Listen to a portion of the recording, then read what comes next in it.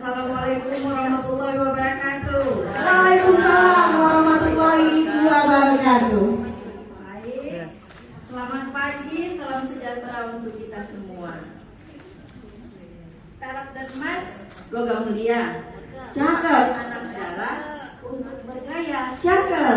Tugas ibu sangat mulia. Mantap. Dampingi anak hingga berjaya. Wow, luar biasa.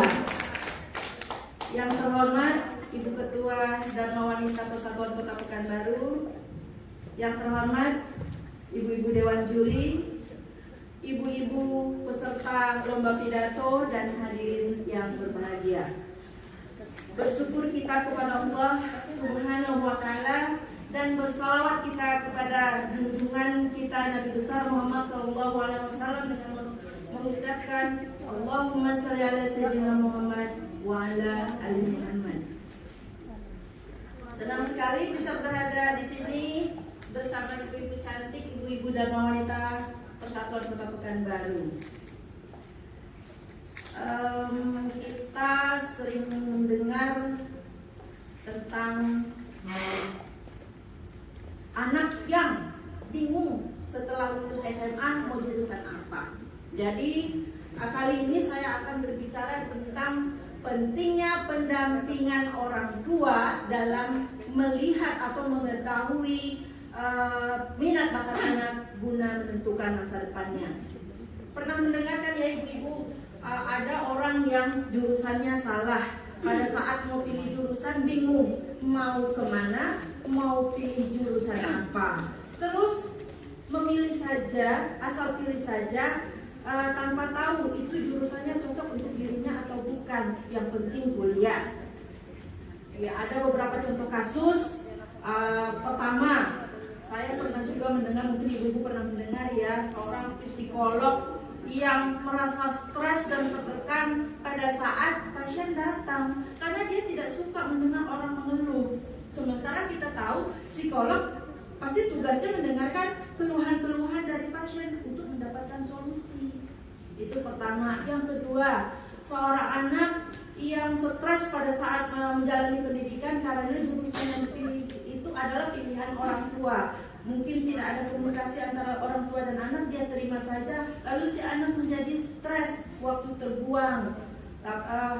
Yang ketiga, ini dialami sendiri oleh anak saya. Anak saya mengambil jurusan akuntansi pajak, padahal dia jelas-jelas bukan orang yang suka berada di belakang meja. Dia adalah orang lapangan dan dia bisa melewati kuliahnya. Tapi setelah dia bekerja, bidang yang digelutinya itu jauh berbeda dari pada saat kuliah.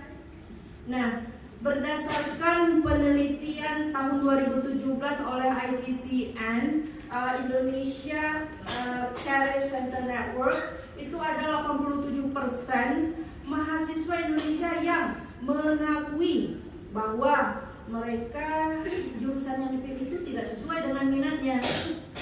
Hal ini berisiko, bahkan ada yang fatal, ada yang gagal kuliah, ada yang harus banting setir jadinya ambil waktu lagi, berarti kan ada beberapa tahun lagi, ada yang gagal, ada juga yang bisa melewati, tapi setelah kelulusan bingung arah karirnya itu mau kemana. Kenapa hal ini terjadi? Alasannya satu, kurangnya wawasan kita, kurangnya pendampingan orang tua. Mungkin kita hanya percaya saja kepada anak kita. Contohnya mungkin saya lah terjadi ya. Saya yakin yang percaya kemarin jurusan yang dipilih anak saya adalah pilihannya dia, yang cocok untuk dia. Ternyata tidak, dan itu terjadi. Nah, setiap masalah pasti ada solusinya. Apa solusinya? Satu, dari orang tua. Orang tua wajib melakukan pendampingan terhadap anak. Caranya bagaimana? Kita berkonsultasi dengan para guru di sekolah. Kita tanyakan apa minat anak kita, apa yang cocok dengan anak kita. Atau kita melakukan tes minat, tes bakat, tes kepribadian, tes karakter. Ada banyak sekarang fasilitas-fasilitas yang bisa kita cari. Kita bisa menemui psikolog, kita konsultasikan, bersinergi, lalu kita bisa mencari yang pas buat anak kita. Kemudian para guru dan orang tua harus wajib bersinergi. Jangan percayakan 100% saja kepada anak supaya kita tidak gagal. Yang kita tahu zaman dulu di sekolah juga ini guru-guru dari PAUD juga harus ditingkatkan. Yang kita tahu itu cita-cita polisi, dokter, apalagi Bu? Insinyur, pilot, ya kan, presiden, ya kan. Padahal saat ini zaman sudah berkembang. Begitu banyak lapangan kerja, misalnya jadi komikus, kartunis, YouTuber, atau ibu-ibu kan semua tahu Gojek, Shopee. Nah itu mengelola data analisis, big data analis atau data digital transformation spesialis. Ada banyak ibu, banyak lapangan pekerjaan yang bisa kita buat yang menghasilkan uang yang begitu besar untuk kesejahteraan anak kita. Jadi intinya penting sekali pendampingan untuk anak, alias wajib supaya anak kita bisa lebih terarah. So kita semua tahu the first learning begin at home. Semuanya dimulai dari rumah. Pengawasan wajib dilakukan. Kita semua ibu-ibu Kartini, ibu-ibu zaman now, semuanya ibu maju sudah tahu, dan kita harus upgrade diri.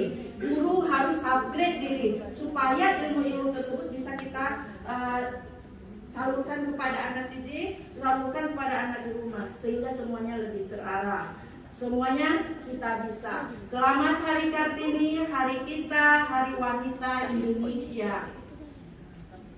Umi Hadijah, Bunda Mulia. Cakep. Ibu Kartini, Bunda Pertiwi. Cakep.